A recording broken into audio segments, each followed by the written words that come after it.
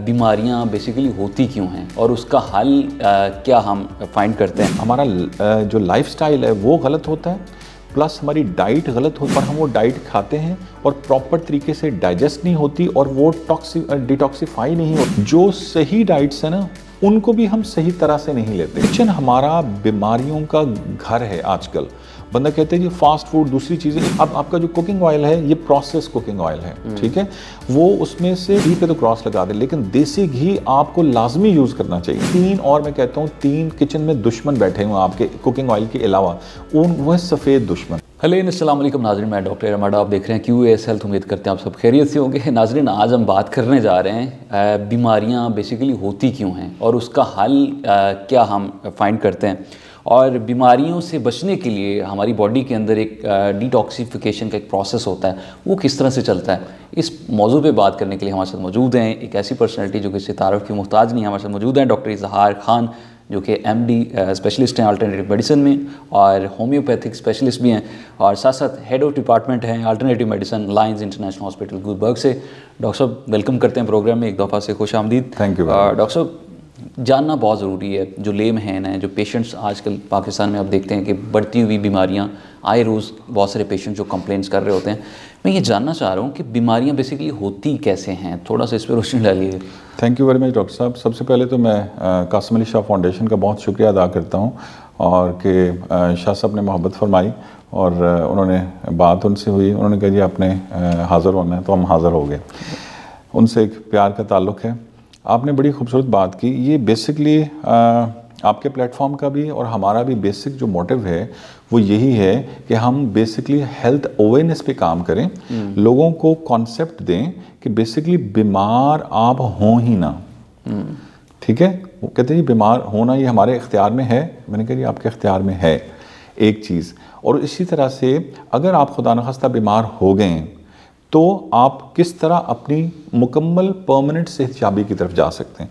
हमारे इस वक्त थर्ड वर्ल्ड में और स्पेसिफिकली पाकिस्तान में जो सबसे बड़ा इशू है हेल्थ से रिलेटेड, वो इतना हॉरिबल सूरत इख्तियार करता जा रहा है कि हॉस्पिटल्स में इनकी बेड्स पे जगह नहीं है, और इनकी जो ICUs हैं, OPDs वो भरे हुए हैं सारे, ठीक है। और ऐसी सूरत हाल है कि हंगामी सूरत हाल है। लेकिन इस पे आगे से आगे हॉस्पिटल बनते जा रहे हैं, लेकिन इसका कुछ सोल्यूशन नहीं बता रहा कि भाई आप बेसिक मामलात को ठीक करने के लिए अवेयरनेस पे भी काम शुरू कर दें। क्योंकि जब तक हम समझाएंगे नहीं, अवेयरनेस नहीं देंगे, उस वक्त तक ये प्रॉब्लम बढ़ती चली जाएंगी। अब बीमार होते क्यों हैं, मैं मुख्तसरन, चूँकि हमारी टाइम की किल्लत है, इसके अंदर रहते हुए मैं कुछ चीज़ें समझाने की कोशिश करूँगा कि जो आपके बीमारी का ताल्लुक है वो आपका सिर्फ जिस्म से नहीं है, जिस्म और दिमाग दोनों, ठीक है। दोनों जब बीमार होते हैं तब आप बीमार होते हैं, एक बात। नंबर 2, स्ट्रेट अवे मैं आपको टॉपिक की तरफ के सोल्यूशन की तरफ आता हूँ कि बेसिकली आपका जो बॉडी है उसमें वो इसी तरह है जैसे आपका इनकी किचन और वॉशरूम का सीवरेज सिस्टम है। ये समझाने के लिए, जब आपके किचन में या वॉशरूम में आपके टॉक्सिन्स और जो उनकी मवाद है वो भरना शुरू हो जाता है आपके इनकी पाइप्स में, तो उसके बाद वो रुकना शुरू हो जाती हैं। आहिस्ता आहिस्ता आपका ड्रेनेज जो ब्लॉक होना शुरू हो जाता है। Same like with the human body, कि पूरा हमारा एक सिस्टम है हमारी बॉडी में, पाइप्स का, नर्व्स का, ठीक है, वो जिनके ज़रिए ब्लड सर्कुलेट कर रहा है सारा, ये आम आदमी के समझाने के लिए, ठीक है। ये जब हमारा जो लाइफस्टाइल है वो गलत होता है, प्लस हमारी डाइट गलत होती है, और हम वो डाइट खाते हैं और प्रॉपर तरीके से डाइजेस्ट नहीं होती और वो डिटॉक्सिफाई नहीं होती, तो वो चीज़ें, टॉक्सिन्स आपके जिस्म में रुकना शुरू हो जाती हैं। ठीक है। जब वो चीज़ें आपके जिस्म में टॉक्सिन्स रुकना शुरू होंगे, ठीक है, हार्ट की नालियों में रुकना शुरू होंगे, आपके जो जॉइंट्स हैं यहाँ रुकना शुरू होंगे, डिफरेंट ब्लॉक्स में डिफरेंट जगहों पे जब रुकना शुरू होंगे, तो आपका जो प्रॉपर क्लैरिटी और डिटॉक्सिफिकेशन का सिस्टम है वो ब्लॉक हो जाएगा। क्या हो जाएगा? चोक हो जाएगा, चोक हो जाएगा। अब आप देखेंगे सीवरेज सिस्टम जो आपके किचन का है दूसरा, उस पर जब आप चोक हो जाए, उस पर जितने मर्जी परफ्यूम्स डालें, जो मर्जी आप ऊपर से कॉस्मेटिक एक्टिविटी करते रहें, ठीक है, वो प्रॉपर क्लैरिटी नहीं हो सकती, ठीक है। इसी तरह से जब आप अपनी बॉडी को डिटॉक्सिफाई नहीं करते ना, तो उस वक्त तक फिर बीमारियों ने बढ़ते चले जाना। ये आपको कोई डॉक्टर नहीं बताएगा, कोई अवेयरनेस की कैंपेन नहीं बताएगी, क्योंकि ये एक परमानेंट सॉल्यूशन है अगर हमें इसकी समझ आ जाए तो। अब इसके साथ बॉडी के साथ डॉक्टर साहब दूसरी जो टॉक्सिफिकेशन का अमल है वो हमारे दिमाग का है। इस पे हम बात ही नहीं करते, हम समझते हैं कि हम जिस्म का इलाज करें। आपका जो दिमाग है ना सर, ये भी बहुत बड़ा टॉक्सिन्स का एक गढ़ है, ठीक है। अच्छा डॉक्टर साहब, इस पे बात कर लेते हैं। इस्लाम में भी है कि ग़िज़ा बिल शिफा, कि ग़िज़ा उस तरह की हो, आप अच्छी ग़िज़ा ले रहे हैं तो आपको वो शिफा भी देती है। हमारी जो है प्रायोरिटी ये है कि हम मेडिसिन की तरफ जाते हैं, लेकिन अगर ग़िज़ाओं की बात करें, आजकल के दौर में फर्टिलाइज़र्स के भरमार है, उसी से हम जो ग़िज़ा ले रहे होते हैं वो भी उतनी हेल्थ से हमें बेनिफिशियल नहीं दे रही होती। हेल्थ कॉन्शियस जो लोग हैं वो ज़्यादा कोशिश कर रहे होते हैं, लेकिन उस तरह से उनको मिल भी नहीं रही होती। थोड़ा सा ये बताएं कि किस तरह की ग़िज़ा आजकल के दौर में हमें लेनी चाहिए ताकि हम हेल्दी भी रहें। जी, बहुत अच्छी बात की। अब सबसे पहले हम लोग एक स्लोगन को प्रमोट कर रहे हैं जनरल अवेयरनेस के लिए कि food as medicine and kitchen as clinic.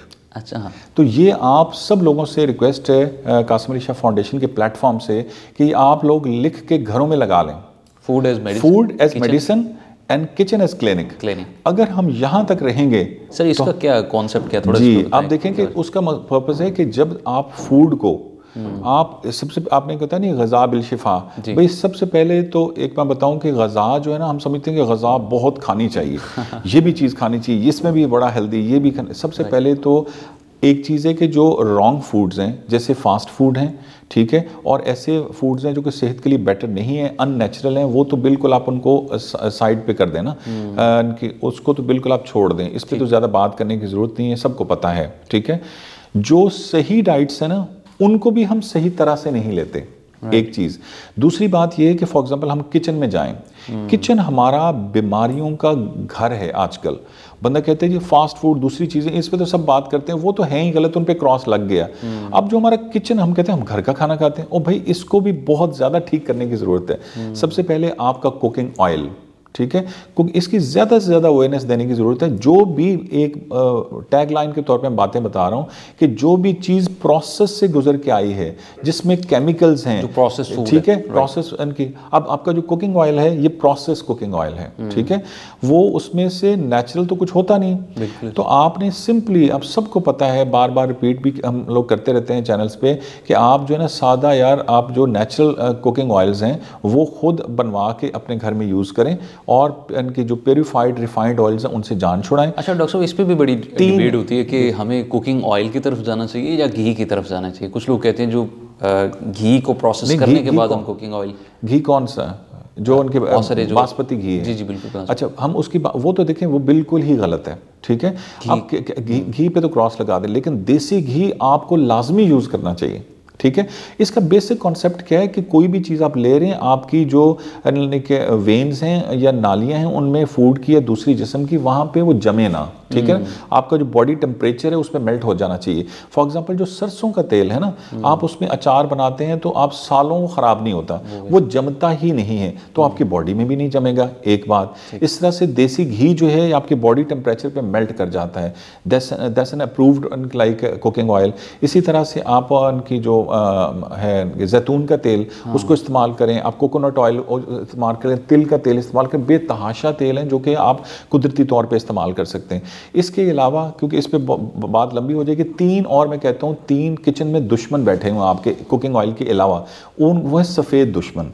एक आपका सफ़ेद आटा है, ठीक है, सफ़ेद आटा। अच्छा। ये जो है इनकी प्योरीफाइड जो आटा है ये कत्तन नहीं इस्तेमाल होना चाहिए। और आपको चक्की का आटा भी आप वो इस्तेमाल करें जो कि पत्थर की चक्की, ये थोड़ी सी कोशिश करें, मिल जाएगा हाँ, क्योंकि उस पर ना आपका फाइबर जलता नहीं है। ये सबसे इंपॉर्टेंट, आपको स्टमक को, गट को फाइबर चाहिए, तो वो जमता नहीं है, ठीक है। तो आप सफ़ेद आटा, 3 दुश्मन की हम बात करें, सफ़ेद आटा बहुत ख़तरनाक है, गलत है, उसको नहीं इस्तेमाल करना। सफ़ेद चीनी तो इस्तेमाल करनी ही नहीं, जिंदगियों से निकाल दें, ठीक है। और उसके बाद आपका, इस पे कोई बात नहीं करता, सफ़ेद नमक, अच्छा, अब बंदा कहता है सफ़ेद नमक, ये वो जो आयोडीन मिला नमक हम कहते हैं, नहीं वो गलत है, ठीक है। आप देखें कि जो भी समंदर का नमक या वैसे वो गलत, आपने पत्थर का नमक इस्तेमाल करना। और नमक देखें, दो तरह के बड़े खूबसूरत नमक है हमारे पास, हम तो बहुत ज़्यादा इनकी इसमें इनकी खुद कफील हैं कि जो पिंक सॉल्ट है और जो पत्थर का सॉल्ट है वो मार्केट में आसानी से मिल जाता है, वो यूज़ करें,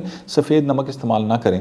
उसके साथ हम फ्रूट्स पे, दूसरी चीज़ों पे, जूसेस में आप काला नमक भी इस्तेमाल करें, वो डाइजेस्टिव सिस्टम के लिए दी बेस्ट है, ठीक है। इन दोनों को इस्तेमाल करना चाहिए। तो 3 दुश्मन मैंने आपको बता दिए, वो क्लियरली बैठे हुए हैं ऐसे, आप तो उनको किचन से निकाल दें, ठीक है जी। ऑल्टरनेटिव सबको पता है। कुकिंग ऑयल के अलावा 3 दुश्मन, तो ये हम कहते हैं किचन जो है आपका, ये क्लीनिंग के तौर पे इस्तेमाल करें। इसके अलावा आपकी सारी मेडिसिन वहाँ पे हैं, आपके रेस्पिरेटरी सिस्टम से लेके आपके इनकी उसके बाद कंजेशन से लेके आपके डाइजेस्टिव सिस्टम से लेके आपकी पूरी बॉडी के लिए मेजॉरिटी, उसमें सबसे जो खूबसूरत 2-3 चीज़ें हैं जो कि आपका इनकी टर्मरिक है। टर्मरिक इज़ वंडरफुल, आजकल फ्रेश मार्केट में आई हुई है, उसको आप यूज़ करें। इसी तरह से सिनेमन जो है, सिनेमन बहुत ज़बरदस्त चीज़ है। आर्थराइटिस पेशेंट को मैं मेडिसिन के साथ लाजमी तौर पे वो करता हूँ, प्रिस्क्राइब करता होता हूँ। उसी तरह से जिंजर जो है, अब भाई इतनी खूबसूरत चीज़ें। इसी तरह से आप 2-4 गमले घर में या छत के ऊपर ही, अल्लाह के बंदे, आप लोग इनकी लगा के तो अपने घर में बेसिक जो वेजिटेबल्स हैं वो ग्रो कर सकते हैं। जैसे पूछा पेस्टिसाइड के अलावा, ये हम थोड़ी थोड़ी सी एफर्ट कर लें तो हम बहुत ज़्यादा इनकी बीमारियों से बच सकते हैं, नंबर 1। इसी तरह से जब आप गलत लेते हैं डाइट तो आपके बॉडी में टॉक्सिफिकेशंस आनी शुरू हो जाती है, नंबर 1। दूसरी एक बहुत अहम बात मैं नाजरीन की तवज्जो चाहूँगा आपके प्लेटफॉर्म से, ये एक साइंटिफिकली प्रूव ज़बरदस्त बात है।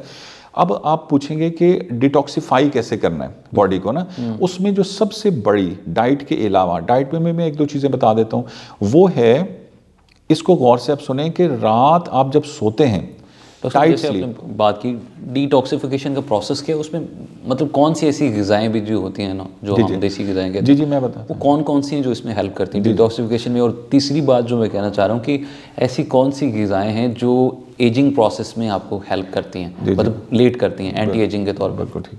आपने उसमें इनके 3 क्वेश्चंस हैं, हर एक की चूँकि इतनी लंबी बात है, उसमें हम टॉक्सिफिकेशन पे बात करते हैं। जब टॉक्सिन्स भर जाते हैं आपकी बॉडी में, अब उसको साथ साथ डेली डिटॉक्सिफाई नहीं करेंगे तो रुकना शुरू हो जाएंगे। एक तो आपकी डाइट, फॉर एग्जाम्पल सुबह उठ के जो आप छोटा सा ड्रिंक है, ठीक है, जो कि आप सिंपल है, नीम गर्म पानी आजकल लेके उसमें आप उनकी थोड़ा सा लेमन, अगर आपको एसिडिटी नहीं है, ठीक है, अगर एसिडिटी है तो फिर आपको छोड़ दें, सूट करता, और हनी अगर आप डायबिटिक नहीं है, ठीक है, अदरवाइज नीम गर्म पानी ही डिटॉक्सिफाई कर देगा। तो ये तीनों चीज़ें मिक्सअप करके आप सिंपली उसको लेना शुरू कर दें, और कम से कम 2 गिलास सुबह आराम से बैठ के पिएं।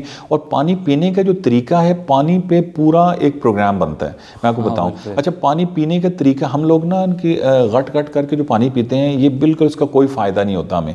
इसको अगर मेडिसिन बनाना है पानी को आपने, तो आपने बिल्कुल घूंट पिए। हमारे साथ मौजूद थे डॉक्टर इजहार अहमद खान, जो कि MD हैं अल्टरनेटिव मेडिसिन में, और बता रहे थे कि किस तरह से हम अपनी बीमारियों से बचाव किया जा सकता है, प्रिकॉशंस मेजर्स कैसे हम ले सकते हैं। तो उम्मीद करते हैं आज का शो आपके लिए बहुत मुफीद साबित होगा। अपने मेज़बान डॉक्टर अहमद को इजाज़त दीजिए, अल्लाह ने